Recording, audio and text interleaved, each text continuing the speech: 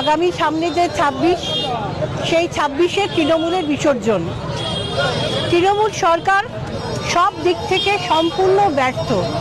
সেটা নারী সুরক্ষায় হোক, আমাদের বেকার ছেলে মেয়ে তাদের চাকরির ক্ষেত্রে হোক, আমাদের নিরাপত্তার ক্ষেত্রে হোক, সব দিক থেকে টিএমসি সরকার ব্যর্থ। আজকে রাস্তায় মহিলারা বেরোতে ভয় পাচ্ছে, কারণ মুখ্যমন্ত্রী নিজে বলছেন যে মহিলারা ৪টার পর বেরোবেন না। উনি একজন মহিলা হয়ে মহিলাদের সুরক্ষা দিতে পারেন না। এরকম মুখ্যমন্ত্রী আমরা আর চাই না।